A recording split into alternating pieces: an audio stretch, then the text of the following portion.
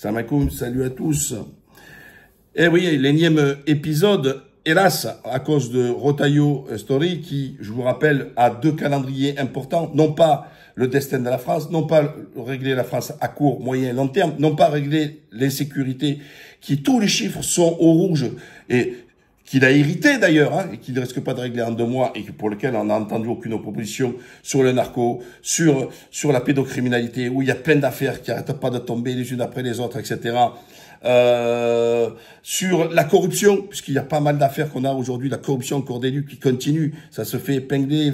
Il y a, en matière de sécurité en France, il y a de quoi faire, il y a beaucoup de sujets. Sauf que depuis le départ, Rotaillot ne cherche pas à régler le problème de l'insécurité, il essaye de régler son problème de calendrier avec 2 dates, hein, la présidence des LR dans quelques semaines, donc où il est en compétition avec Wauquiez qui lui surenchère en plus, notamment sur l'Algérie, tout ça, sur Rotaillot, donc c'est le concours d'épines à celui qui va être le plus méchant, le plus féroce, celui qui a le plus gros crocs, etc.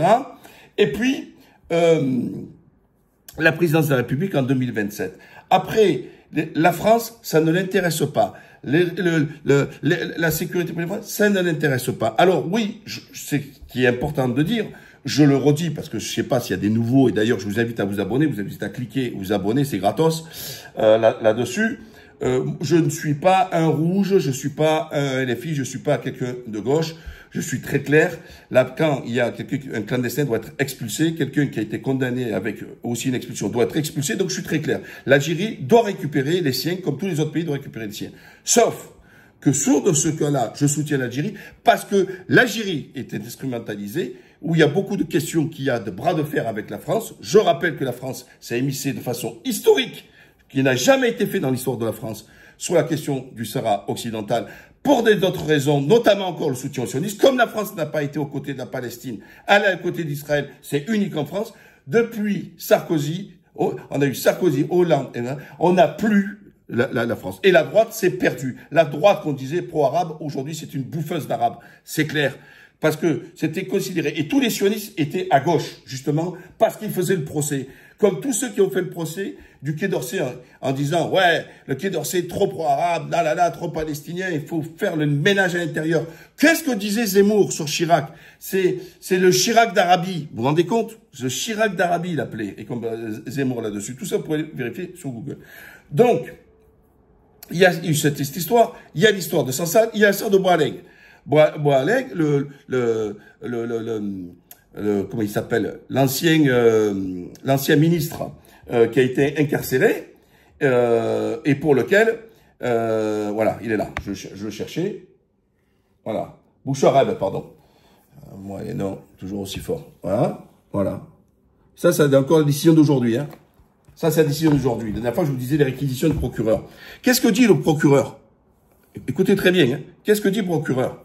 Le mec, ça fait des mois qu'il demande, oh, tu nous le transfères, s'il te plaît. Il a été condamné à plus de 100 ans de prison en Algérie, parce qu'en Algérie, le droit permet que c'est pas l'infraction pénale la plus forte qui l'emporte sur les autres mesures. Elle se cumule à le système américain. Donc, vous pouvez être condamné à 300 ans. Voilà. Chaque motif qui est sorti, voilà, eh ben, tu prends son quantum, tu le prends et tu le cumules. Sauf qu'en France, si tu as 3 condamnations, même 4 condamnations, sur des faits qui sont complètement différents, 20 ans, 14 ans et 12 ans, on cumule pas les 3 peines, on prend la plus forte et on vous applique la plus forte. Voilà. Les autres, non, c'est du cumulatif, et en Algérie, c'est du cumulatif.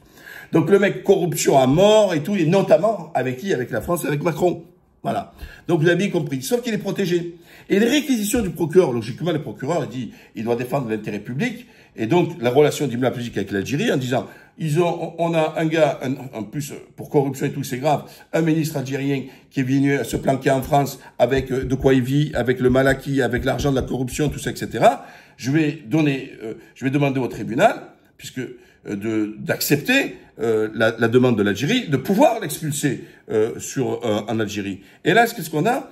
On a tout le procureur, et donc ça en dit tout. Parce que ça, ce que je vous dis là, personne n'en parle. Bon, après, sur le refus de la justice, c'est aujourd'hui. Mais les réquisitions, elles datent de plus longtemps, hein, les réquisitions du procureur. Qu'est-ce qu'il dit? Il dit, pour des raisons de santé... alors, l'éloignement d'Absalem Boucharab, gravement malade, ferait courir à celui-ci, ce n'est un risque de vie, un risque de déclin rapide et irréversible de son état de santé. avait estimé l'avocat général Raphaël Sanissi, c'est-à-dire le procureur. Donc ça veut dire qu'on a le représentant de l'État, le procureur de la République, qui dit que pour protéger la santé de ce criminel algérien, et il dit il doit rester en France. Et pour Sansal, il vous demande l'inverse. Pour des raisons de santé, il demande à Sansal de revenir en France. Vous voyez c'est marrant, hein? C'est marrant encore, hein, ce côté-là. Et donc, pour revenir à Retailleau, et surtout expliquer pourquoi il doit démissionner, je viens de vous faire l'explication de texte, un peu de tout ce qui s'est passé. Au lieu, il aurait dû donner un peu ce qu'il souhaitait et voir avec la diplomatie, avec Barrot, peut-être avec Macron, envoyer des hémisphères qui se parlent en sous-marin, vous voyez, en soum-soum, comme on dit, et puis après prévoir rapidement avec une équipe, une rencontre, ou les inviter, ou alors en aller en Algérie, se voir à huis clos, etc.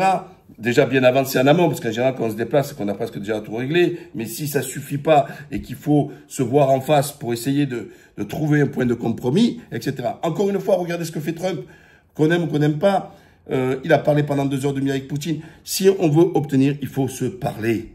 La diplomatie, c'est l'art de se parler. C'est l'art de trouver un compromis.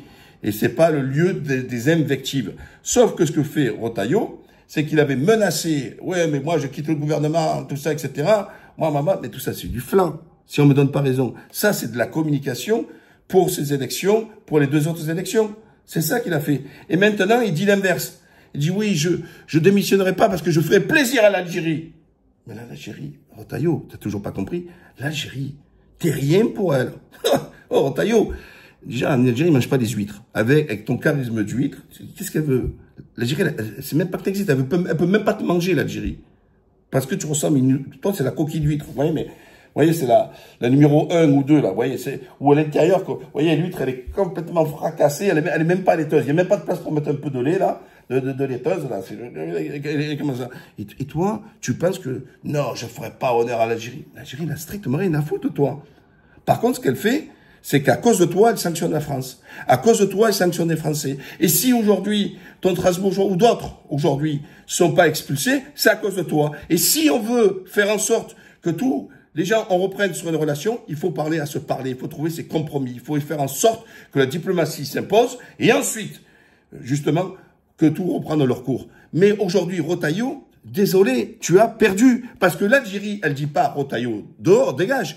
Elle te dit Retailleau respecte le droit. Comme toi, tu as voulu faire ta liste de Schindler, là, ta liste de tous les mecs qui doivent dégager, je dis d'urgence, et l'Algérie t'a renvoyé, elle t'a donné encore des cours de droit. L'Algérie donne des cours de droit à Retailleau, en lui expliquant que, conformément aux accords et aux accords qui existent et les textes en vigueur, il appartient aux préfectures, puisqu'on est un État déconcentré, pas décentralisé, je dis bien déconcentré, donc le représentant de l'État à l'échelon local, au département, tout ça, etc., qui est le préfet, c'est lui qui doit saisir le consulat Algérie, d'où il dépend.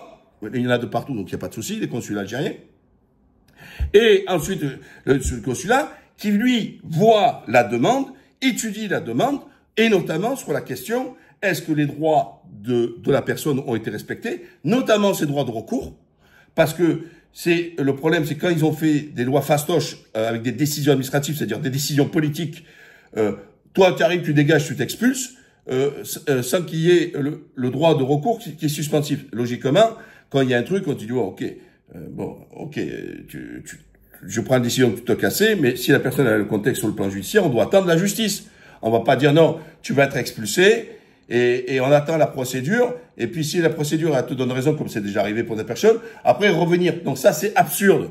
Donc elle s'assure que les personnes ont bien bénéficié aussi de leur droit de vivre de recours. Parce qu'elle est là aussi pour pas donner seulement un laissez-passer consulaire, elle est là aussi pour étudier est-ce que mon concitoyen a-t-il bénéficié du respect des règles et des lois en vigueur au sein du pays. Voilà, mais ça, on le dit pas, ça, d'accord, hein, et ça, c'est froid, le droit, comme je vous dis, c'est froid. C'est pas avoir une affection particulière ou avoir un point de vue particulier. Et donc, Retailleau, aujourd'hui, il doit démissionner si on veut revoir et que la France se mette à discuter, et ensuite revoir justement la possibilité d'expulser les Algériens décidés souverainement par la France. Mais quand Retailleau, aujourd'hui, c'est le 100% responsable, c'est qu'il a voulu jouer l'ego et a voulu bafouer toutes les règles de droit. Il a fait une liste, alors que l'Algérie lui a rappelé que le système doit être fait, comme je vous l'ai dit précédemment, par la voie des préfets et des consulats, etc. Pas par une liste, pas par un truc sur Twitter, pas un truc sur un truc. Donc, bam, elle a pris encore une claque. Donc, Retailleau, il demande aujourd'hui une sanction encore pour l'Algérie par rapport à ça. Donc, il a le mot que sanction. Encore une fois, ces sanctions, elles valent zéro la tête au toto. La seule chose, qu'est-ce qu'ils peuvent dire? Parce que les Algériens, ils croyaient quoi? Ils sont tous là à rêver d'aller en France, ils n'ont strictement rien à foutre. Ils sont maintenant plus nombreux qui viennent en Turquie, d'ailleurs. Et même pour se faire soigner, tout ça, etc., et tout le monde. Donc, mais ils ont des super accords avec des rapports ils ont des bons rapports avec l'Italie et l'Espagne. Donc, l'Algérien qui veut passer, il prend un visa espagnol ou italien, et puis s'il a de la famille ou quelqu'un à voir en France, eh ben il va le voir parce qu'il peut circuler sur l'ensemble du truc. Donc voilà, arrêtez de fantasmer tous s'ils veulent débarquer, etc. Donc l'histoire des visas, et ceux qui veulent, comme vous dites, oui, ouais, mais alors pourquoi il y en a plein qui sont des clandestins? Bah ouais, mais eux, ils ont pas les moyens de venir légalement. Donc eux, à ces gens-là, tu leur donneras jamais un visa, parce que sinon ils auraient pris le visa, ils seraient venus clandestinement. S'ils sont venus par des moyens, c'est parce que ils ont pas de moyens, ils ont pas d'argent, ils ont rien du tout, tout ça, etc. Voilà. Donc Retailleau, il n'est pas là pour servir. Il est là pour se servir. Il est là que pour faire du spectacle, que des jeux d'annonce. Et je vais faire, et je vais faire, et je vais faire, etc. Mais moi, je suis un pragmatique.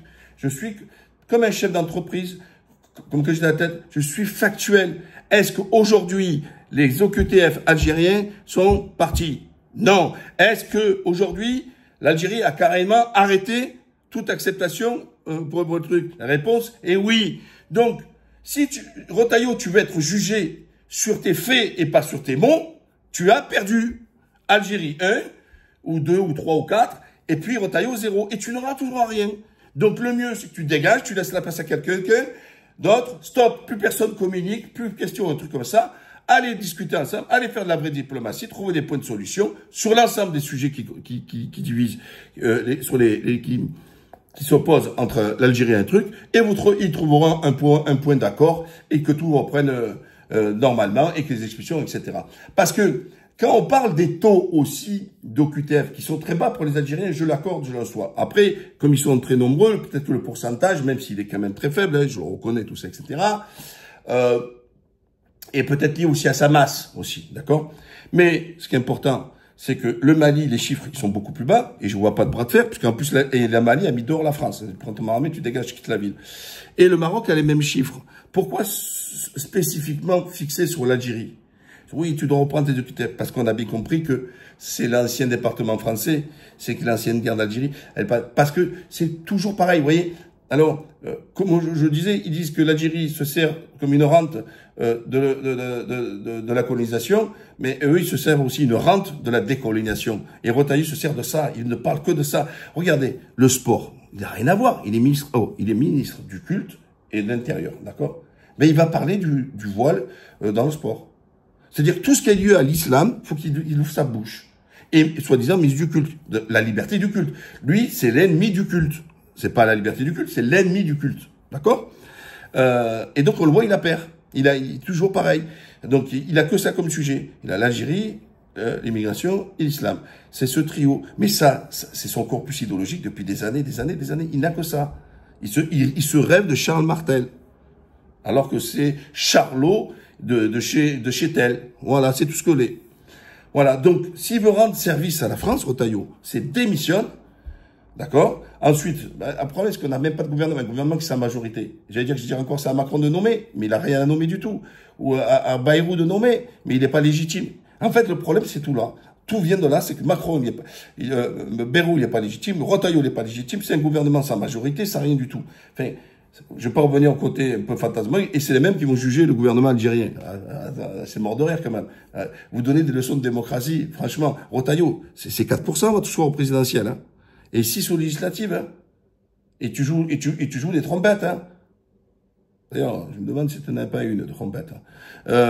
Donc voilà. Donc Retailleau, si tu veux rendre service, il doit dégager et mettre quelqu'un normal. Alors ferme sur la sécurité, tout ça, etc. Encore une fois, mais laisser la diplomatie travailler parce que le barreau, je trouve pas que c'est pas une flèche non plus. Prendre quelqu'un qui a un peu de coffre, qui a un peu de consistance, de culture, etc. et l'envoyer comme ministre des Affaires étrangères et négocier avec l'Algérie sur les différends et trouver un point de compromis. Et j'en suis sûr, ils le trouveront. Mais Retailleau, tu fais du spectacle pour obtenir rien du tout. Et pourquoi je te demande de démissionner? C'est parce que tu n'as pas réglé le problème. Aujourd'hui, ça pour certains, c'est de l'insécurité pour les Français. Ça coûte du pognon fou, parce qu'on les a pas expulsés. Pognon fou, parce qu'il faut les nourrir, parce qu'il faut les héberger, tout ça, etc. Donc, tu nous coûtes de l'argent. Tu nous permets d'avoir des personnes qui doivent expulser. On peut pas les expulser. Et tout ça à cause de toi, parce que tu joues le bras de fer et tu sais que tu le gagneras pas. Donc, alors, tu peux faire aujourd'hui, pour les dignitaires des autres, arrêter, leur permettre, l'obliger d'avoir le visa, pas de problème. Toi, tu vas pas leur donner, mais tous les autres pays de l'Union européenne, ils vont leur donner, hein, aux diplomates, donc rien. Après, tu peux monter, vous voulez les accords de 68, arrêtez tout, enlevez tout, mais vous n'oserez pas les occuper. C'est ça que vous ne voulez pas comprendre. Mais en fait, c'est vous qui vous faites de la politique interne aujourd'hui en Algérie, parce que plus vous montez les surenchères, plus tu l'ouvres, plus les Algériens sont derrière son gouvernement. Même les opposants à lui, ils le soutiennent. Voilà. N'oubliez pas, abonnez-vous, likez, partagez. À la prochaine. Bye.